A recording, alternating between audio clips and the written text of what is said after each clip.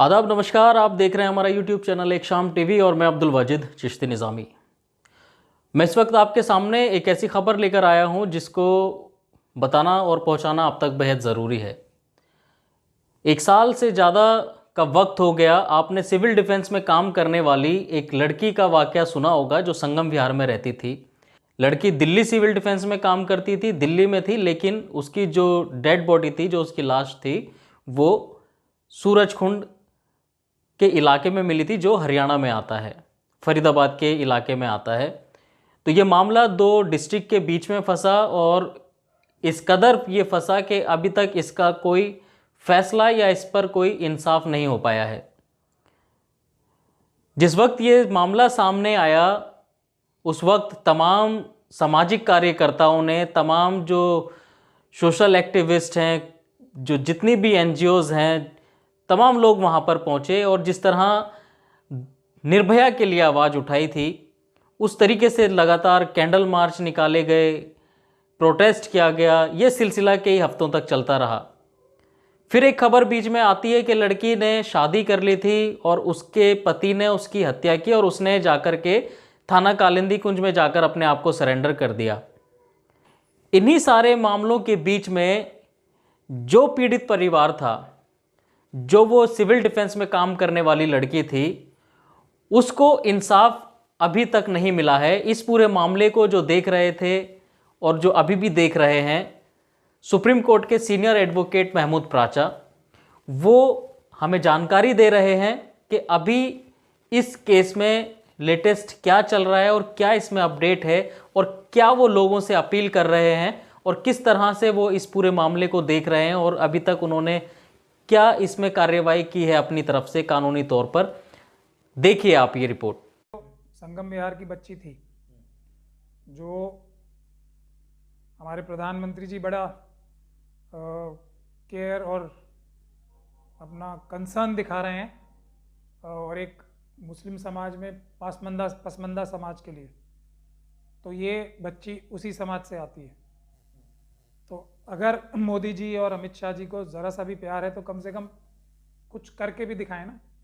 Reservation तुरंत नहीं दे सकते तो कम से कम जो इस तरीके के घिनौने अपराध पसमानदा समाज के साथ होते हैं, जिनको वो पसमानदा समाज की तरह आइडेंटिफाई कर रहे हैं, तो कम से कम उनको इंसाफ दिलाएं।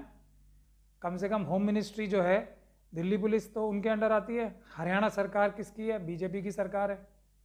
लेकिन बचा किसे रहें? आम आदमी सरकार में जो घोटाला हुआ है, जो सिविल डिफेंस में और जो कोरोना टाइम में जिस पैसे का हेर फेर हुआ है, जो चालान वगैरह करते थे लोगों के और उससे करोड़ों करोड़ों रुपए जो बनाए हैं करप्शन के, जो ऊपर तक आम आदमी पार्टी की हाई कमांड तक गए हैं पैसे, उस केस के करप्शन को छुपाने के लिए इस बच्ची के साथ जो भी इतनी बड़ी ज्यादती और जुल्म हुआ है, उसके साफ निशानात मौजूद हैं।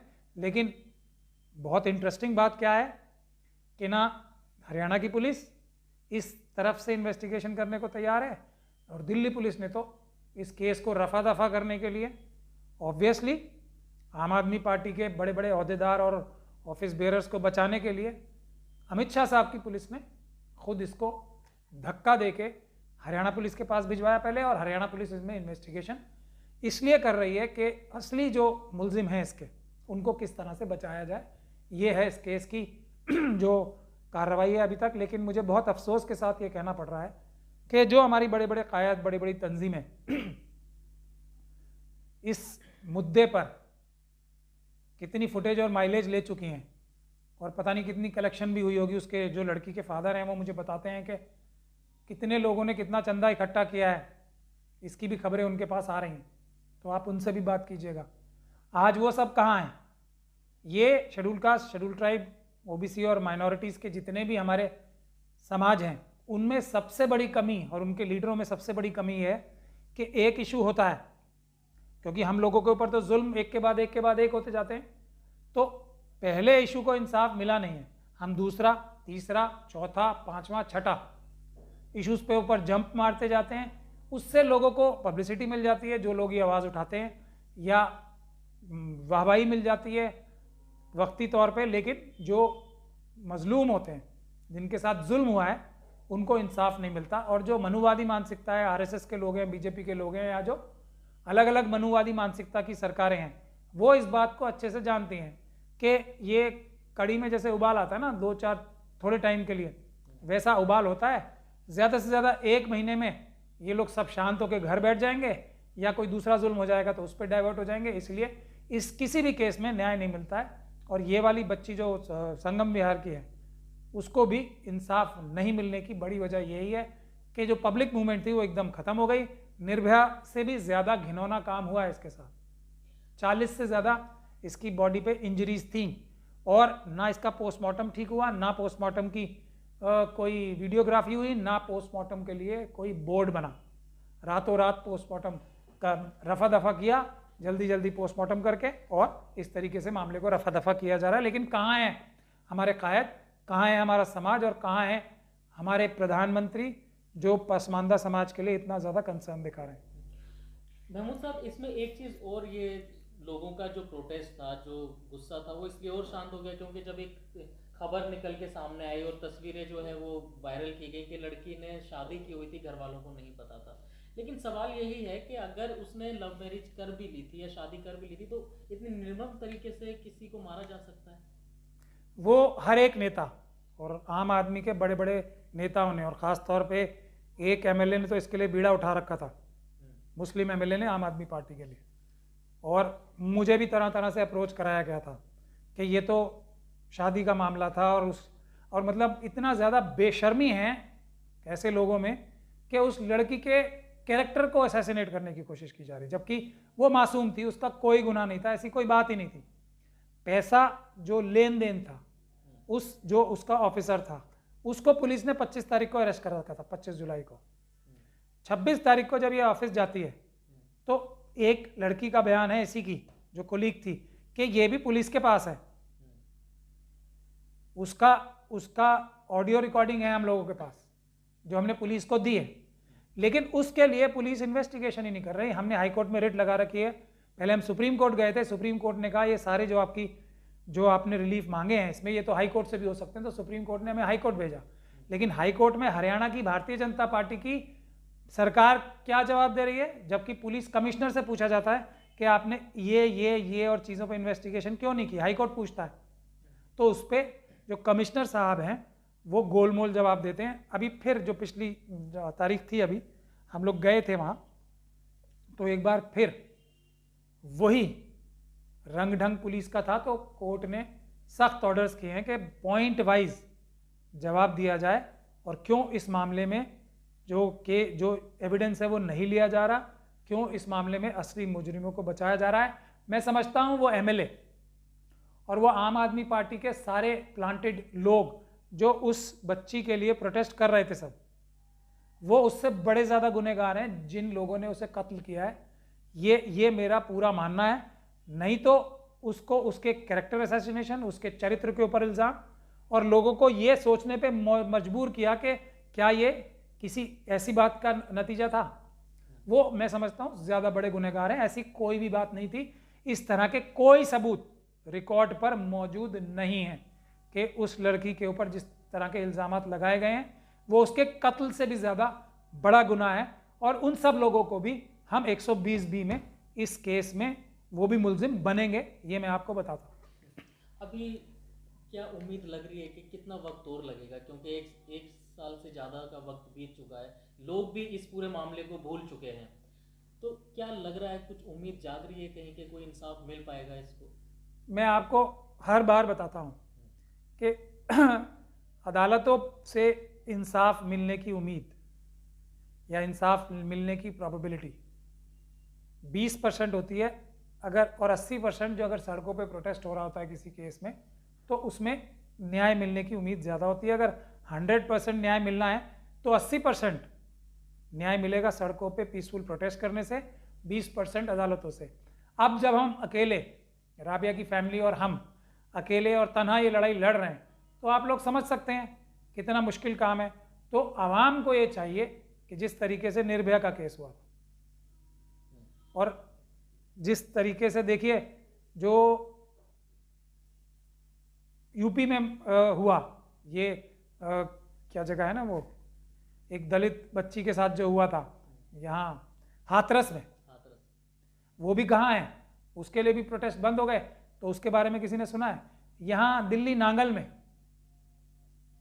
एक 9 साल की बच्ची के साथ इसी तरीके से रेप और मर्डर हुआ था, उसे जिंदा उसको जला दिया गया था उसको भी, तो उसमें न्याय मिला। क्यों?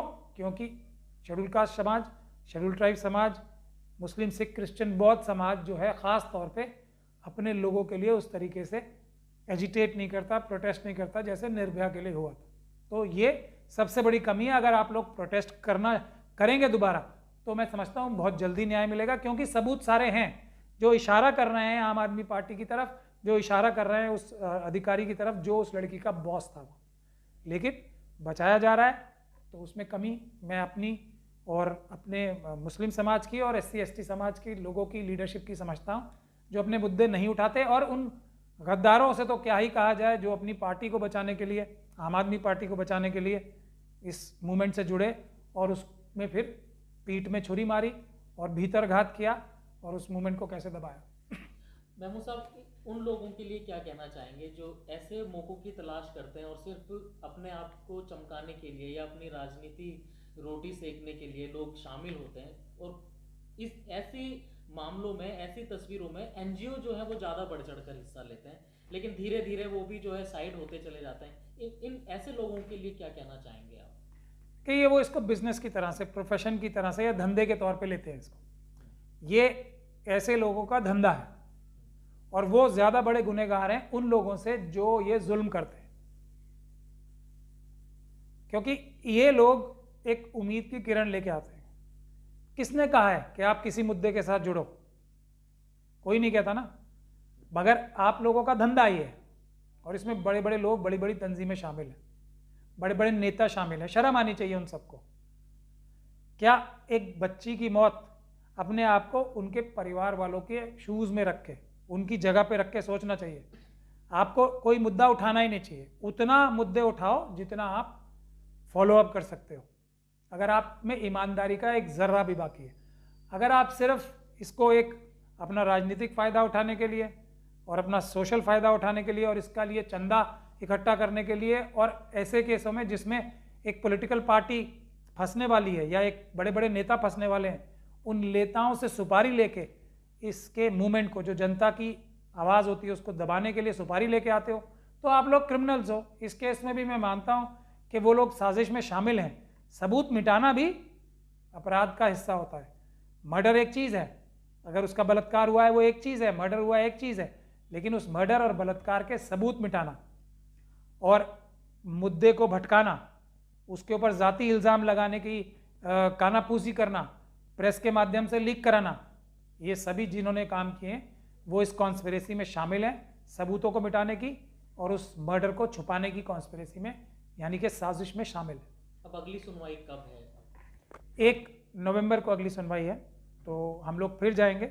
लेकिन मैं बार बार गुजारिश करूंगा सब लोगों से कि ये लीडरों पे डिपेंड मत रहिए, नए लीडर्स बनने चाहिए हर फील्ड में। तो आप लोग आएँ सड़क पे, अगर इस बच्ची को इंसाफ दिलाना है तो आप लोग सड़कों पे आएँ, उसी तरह से जिस तरह से आप 1 साल पहले आए थे, तब आप देखेंगे कितनी जल्दी न्याय मिलता है। इस खबर को लेकर आपकी क्या प्रतिक्रियाएं हैं? आप क्या इसमें अपनी राय रखते हैं? हमें कमेंट करके ज़रूर बताएं। क्या राबिया सैफ़ी के लिए, जो सिविल डिफेंस में काम करने वाली ये लड़की थी, इसको इंसाफ दिलाने के लिए एक बार दोबारा से फिर लोगों को पीसफुल तरीके से आवाज़ उठाने की ज़रूरत है? और जो लोग समाज में अपना चेहरा चमकाने के लिए और अपना सियासी फ़ायदा उठाने के लिए ऐसे मौक़ों की तलाश करते हैं, क्या उन लोगों को भी इसमें आना चाहिए या नहीं आना चाहिए? आप अपनी राय हमें कमेंट के ज़रिए ज़रूर बताएं। अगर हमारी कोशिश आपको पसंद आ रही है और अच्छी लग रही है तो आप हमारे चैनल को ज़्यादा से ज़्यादा लाइक करें, शेयर करें और सब्सक्राइब करें। दिल्ली से एक शाम टीवी के लिए मैं अब्दुल वाजिद चिश्ती निज़ामी।